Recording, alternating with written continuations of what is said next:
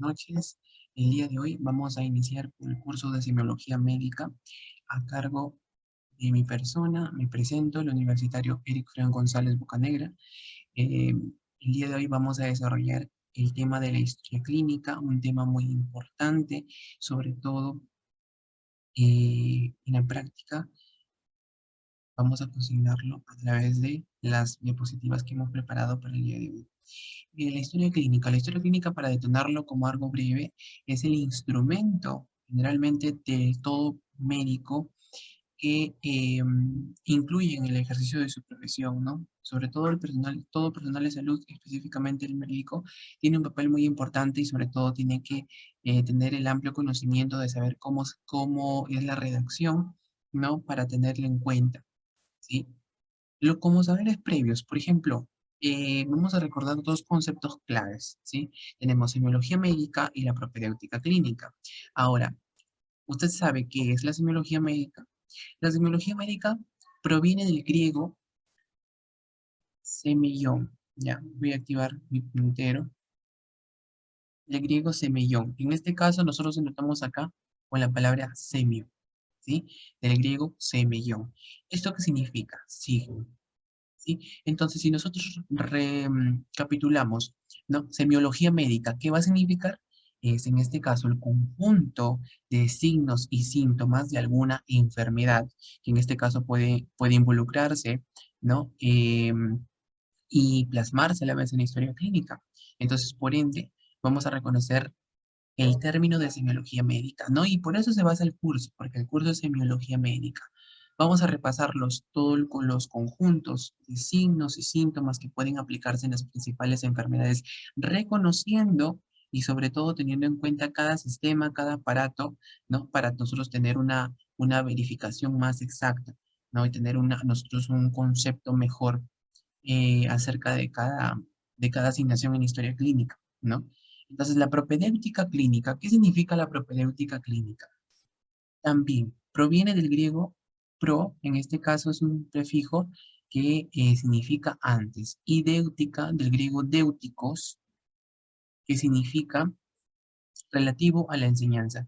Entonces, ¿qué es propedéutica clínica? Es la disciplina que enseña las técnicas de exploración clínica, ¿sí? Entonces, es importante tener en claro estos conceptos para nosotros poder determinar de aquí en adelante, el temario que tenemos a cargo del curso de semiología y aparte de este importante tema, ¿no? ¿Qué es la historia clínica? Por eso yo le preguntaba, ¿no? ¿Qué es la historia clínica? Es la narración tanto ordenada, detallada de acontecimientos psicofísicos, sociales, pasados y presentes referidos a alguna persona, ¿no? ¿Qué fin tiene la historia clínica? La historia clínica tiene un fin muy importante, ¿sí?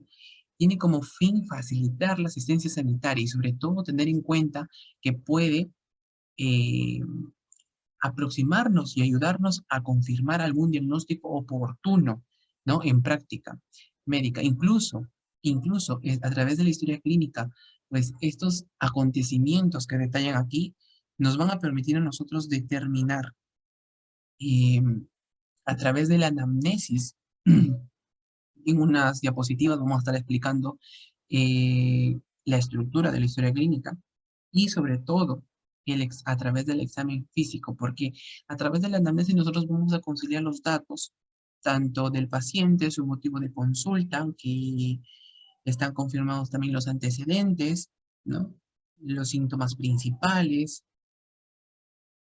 y a través del examen físico, ¿no? Un control de funciones vitales, ¿no? Que esto nos va a permitir nosotros dirigirnos eh, hacia la patología, ¿no? Hacia la enfermedad, ¿no? Por eso dice que se aplica también la elaboración intelectual del médico, para que a través de eso nosotros podemos tener un diagnóstico oportuno, ¿no? De salud y poder ayudar sobre todo con el plan diagnóstico y terapéutico en cada paciente, ¿no? Entonces muchas veces tenemos que tener en cuenta ello, ¿no? Entonces eso es lo primordial para conceptuar la historia clínica. Ahora, nosotros nos referimos a que la historia clínica es un documento, como bien te dice, es un documento, es un instrumento propio específicamente en el área de la medicina sobre todo es lo ideal, es con lo que se te va a trabajar siempre de antemano, pues, ¿por qué decimos que es un documento médico? Porque ¿qué va a detallar la historia clínica? Si bien te lo recalcaba, detalla las características de la enfermedad, describe signos, describe síntomas, por ello es un documento médico. Entonces, no olvidar que es un documento médico. Un documento científico. ¿Por qué es un documento científico? Porque a través de él, pues, este documento va a plasmarse a través de la observación, ¿no? Nosotros, observando al paciente que acude a consulta, ya estamos determinando, estamos observando, estamos aplicando el método científico. Entonces, también se considera un documento científico. Un documento legal, ¿por qué se considera un documento legal? Porque incluye la responsabilidad del médico como parte del ejercicio de su profesión. Aquí tienen mucho que ver y muy en claro las negligencias médicas que muchas veces suelen ocurrir en muchas partes del mundo. Y es que la negligencia médica, pues a veces se está ocupando hoy en día uno de los pilares muy importantes, más que todo teniendo en cuenta que hay mucha irresponsabilidad por parte del personal de salud, no de todas las personas, pero sí de personas que no cumplen con el deber que se tiene que aplicar o el amor a la medicina, ¿no? Entonces, es ahí donde hay sus problemas legales. Por ejemplo, no consignó que se le iban a realizar de repente una traqueotomía, ¿no? Y al final le hicieron, pero no está en la historia clínica. Entonces, la historia clínica es el aval para que el médico pueda ejercer la profesión, ¿no? Por ejemplo, si le determinaron, no sé, una solicitud de exámenes laboratoriales, pero no está en historia clínica. Entonces, este documento va a permitir proteger tanto también al médico como al paciente y evitar negligencias médicas, evitar problemas legales. Entonces, ahí donde es muy importante. Por eso decimos que es un documento legal y es bueno recalcarlo. Ahora, ¿por qué es un documento económico? Por ejemplo, si nosotros determinamos un plan diagnóstico, un plan de tratamiento, estamos, bueno, está cubriéndose un gasto, ¿no? Entonces, eso también está cubriendo un gasto también para los pacientes y sobre todo en cuanto a los asegurados. Entonces, eso cubre un gasto. Y un documento humano porque aquí se refleja la relación médico-paciente. Ojo que la relación médico-paciente para que en este caso se sienta cómodo, ¿no? Nosotros tenemos que brindarle toda la confianza, como que si fuera nuestro familiar, como que ya lo conociéramos desde hace mucho tiempo, y decir, hola, ¿no? Buenas tardes, buenos días, buenas noches, ¿cómo está usted? Tome asiento, o sea, tener la amabilidad y sobre todo tener ese humanismo, porque muchas personas, pues, tratan de involucrarse, ¿no? Y decir, bueno, no lo conozco a ese señor, esa señora, no, tampoco. La idea es llegar al paciente, y cuando uno llega al paciente, es donde uno tiene que emprender, ¿no? Que hay un punto importante. ¿Por qué un documento humano? Porque, ¿no? Es bueno importarle recalcar. ¿Cuáles son las condiciones para una buena historia clínica? Tiene que contener datos confiables, no omitir ninguna información útil, debe ser concisa, debe ser objetiva, ¿no? Dejando bien establecidos los hechos y evitando las interpretaciones de quien las recoge, claro, porque muchas veces puedes, ¿no? Escribir que se le solicitó tales exámenes, pero no aclareció con toda la fluidez precisa, y es que vino el otro personal de salud y no lo entendió. Entonces, saber y ser objetivos al momento de redactar la historia clínica, ¿ya? Cabe recalcar que a través de la historia clínica, pues ya vamos a repasar su estructura, las partes de la historia clínica, que es muy importante. Por ejemplo, aquí llegamos a la estructura, ¿no? A cómo redactar una buena historia clínica, ¿sí? El primer punto es la anamnesis. Mira, bien cierto que la anamnesis nos aporta en este caso aproximadamente el 65%, ¿no? Hacia una orientación diagnóstica, o sea, haciendo una buena recopilación de datos, ya nosotros estamos consignando y obteniendo casi con precisión ya el diagnóstico preciso, oportuno para nuestro paciente. Ojo que esta entrevista que se hace, porque este es el contacto directo, ¿no? Y es ahí donde va a mejorar la relación médico-paciente hacia el mismo. Entonces, es ahí donde se va a recopilar información precisa, ¿no? Para permitirnos a nosotros y tanto también al paciente a que se sienta también a gusto, a que se sienta confiable, a que se sienta con toda esa plenitud de saber que está haciendo lo correcto y de saber que va a calmar el dolor, de que va a saber que va a aliviar todo lo malo y va a venir lo bueno, ¿no? Eso sí. Entonces, ¿qué es la anamnesis? Es la indagación por medio de preguntas. ¿Qué se le dice al paciente? ¿No? Tú vas a decir, porque es un interrogatorio, pero ¿qué es lo que vas a preguntarle? ¿No? Entonces, la anamnesis, la anamnesis a través de la recopilación, por ejemplo, tú le puedes consignar y teniendo en cuenta la cronología de los hechos, ¿ya? Cabe recalcar que muchas veces, pues a través de la anamnesis, por ejemplo, puede decirle, buenos días, buenas tardes, señora, tome asiento, ¿no? Cuénteme, ¿qué sucede? ¿Qué ha pasado en estos días? Y te va a empezar a comentar, ¿no? Entonces, cronológicamente vas a ir anotando, ¿no? Mira, ya, bueno, llegó el paciente y todo, y la fecha y la hora de atención. Se atendió, por ejemplo, el día de hoy a tal hora, ¿no? Estamos consignando ya la fecha y hora de atención, ¿sí? Entonces, a través de este interrogatorio nos va a permitir confirmar, ¿no? Y recopilar esa información importante con bastante sutileza, ¿no? Y ese interrogatorio no solamente va a mejorar la relación médico-paciente, sino que se va a obtener dos diagnósticos importantes, un diagnóstico tanto clínico como psicológico, que se va a deducir a través del recojo de la información. Ahora, nosotros debemos dejar que el paciente exprese libremente sus molestias, ¿no? ¿Qué más? Debemos que permitir y escuchar con atención qué es lo que está manifestando. El médico tiene que sentarse, ¿no? Con el enfermo, ¿no? Se sentará frente al enfermo y va a tener la amabilidad de escucharlo, ¿no? Mirándolo a la cara, ¿no? Siempre brindando esa sensación de seguridad, porque eso es lo que calma, lo que alivia. No es porque, por ejemplo, te está comentando la persona y tú tienes que tener esa paz, esa seguridad, esa plenitud y esa confianza de que tú estás haciendo lo correcto, que creas, mejor dicho, en ti, que tu paciente va a sanarse y va a aliviarse, ¿no? Ese es un primer papel fundamental, creo yo, en todo médico debe tener humanismo. Eso es lo que día a día se promulga, ¿no? Es lo más fundamental en esta hermosa carrera. Por ejemplo, dentro de ello, ¿no? Al momento que estamos preguntando el motivo de consulta. Por ejemplo, el paciente viene, ¿no? Y dice, señora o señor, ¿cuál fue el motivo, o sea, el primer síntoma o signo que originó o hizo que venga a consulta? Ese es el motivo por el cual acudió al hospital. Entonces ahí te va a decir, ¿no? Entonces debe consignarse en forma breve, ¿sí? Y este debe ir en forma de signo o síntoma, como máximo en una frase, ¿no? Por ejemplo, si el paciente tuvo un dolor abdominal, por ejemplo, entonces el motivo de consulta sería dolor abdominal, qué sé yo, en epigastrio, por ejemplo. Dolor abdominal en hipocondrio, dependiendo, ¿no? En dónde se encuentra o se originó este dolor abdominal.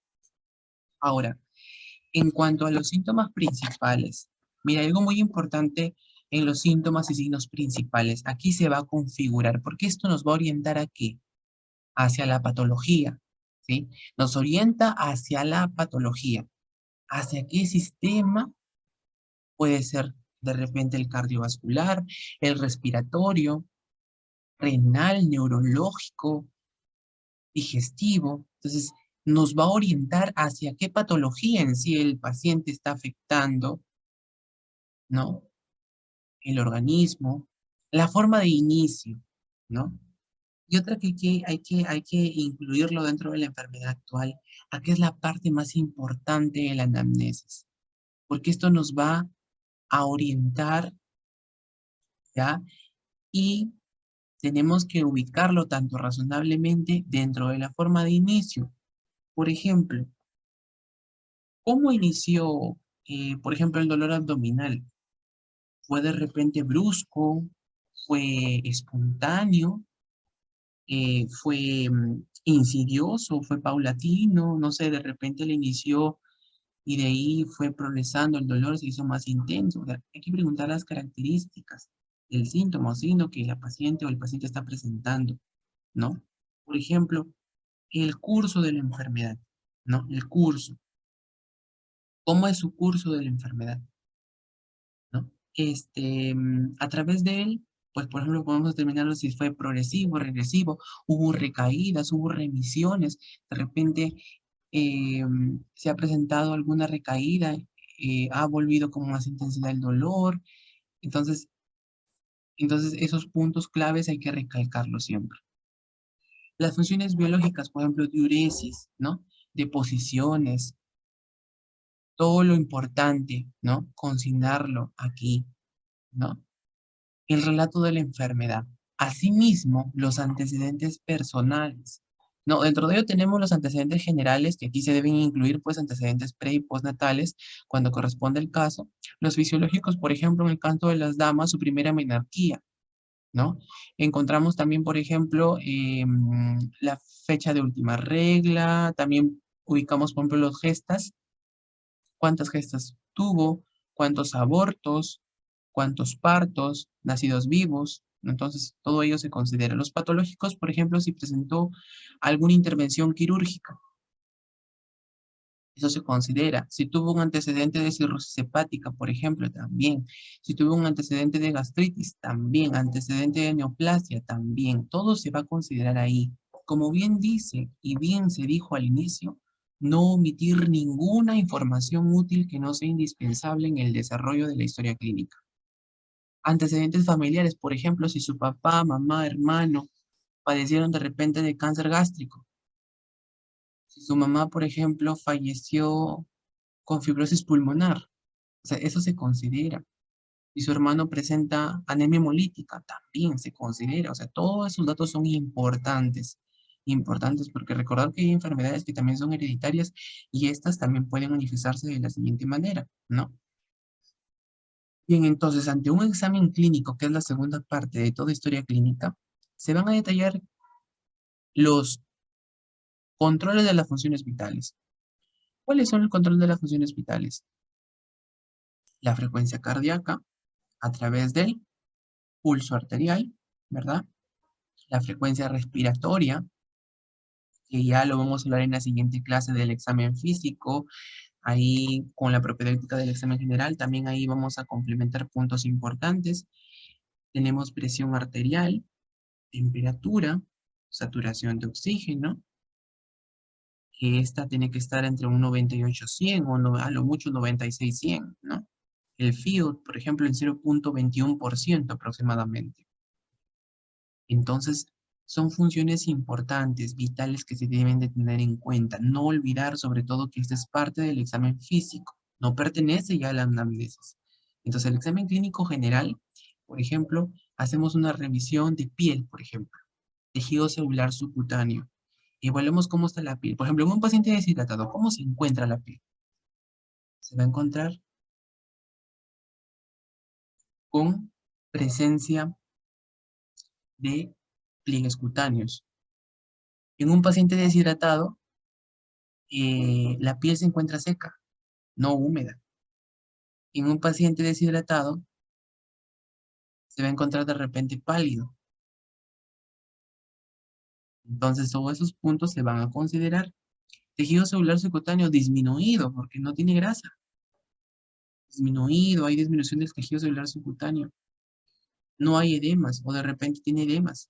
Por ejemplo, en los niños, quizá de repente algún edema, en los adultos. O sea, todo eso se considera. ¿En qué parte fue el edema? Sí, también. Examen clínico regional. En el examen clínico regional vamos a tipificarlo por partes, ¿sí? Por ejemplo, en un sistema respiratorio, cardiovascular, digestivo, renal, genitourinario, o sea, por sistemas. Vamos a dividir qué encontramos en la inspección, en la palpación, en la auscultación, ¿no? En la percusión. Entonces, no siempre va a seguir el orden, el mismo orden que les estoy mencionando, sino que siempre a veces varía, ¿no? Varía en varios sistemas, no siempre se sigue el mismo orden. Entonces hay que tener en cuenta ello, ¿no? El examen clínico, importante, importante, importante, sobre todo en la historia clínica. Redactar sobre todo una buena anamnesis, sobre todo una buena anamnesis nos aporta el 65% de la orientación diagnóstica, y se los comenté, el 15% del examen clínico y el 20% en los análisis, bueno, en el diagnóstico que queramos determinar, ¿sí? Porque recordemos que el plan diagnóstico son exámenes de ayuda diagnóstica, pero nosotros, como le llamamos el ojo clínico, tenemos esa visión y esa oportunidad que ya obteniendo signos y síntomas, ya podemos determinar nosotros una buena anamnesis y obtener un diagnóstico oportuno para nuestro paciente. El diagnóstico, ¿no? Después, una vez recabada ya la anamnesis, una vez recabada el examen físico, ahora viene el diagnóstico. El diagnóstico tiene que ser presuntivo definitivo. De acuerdo a esta guía con el CIE-10 o la versión vigente del MINSA, debe ir la firma, el sello y la colegiatura del profesional de la salud que brinda la atención. Ahora, como tratamiento, tiene que indicarse todo lo terapéutico, ya sea la dieta, cuidado de enfermería, por ejemplo, medicamentos que sean importantes, ya sea se considera aquí su presentación, la dosis, la frecuencia, la vía de administración. Entonces también se va a confirmar los nombres y apellidos, el sello, la firma y la colegiatura del médico que prescribe, ¿sí? Ahora, el plan de trabajo van a aplicarse aquí exámenes de ayuda diagnóstica, procedimientos médico-quirúrgicos que de repente se les van a aplicar al paciente y interconsultas, ¿no? También en cuanto es importante. Y bueno, es todo lo más importante que hemos podido recaudar el día de hoy.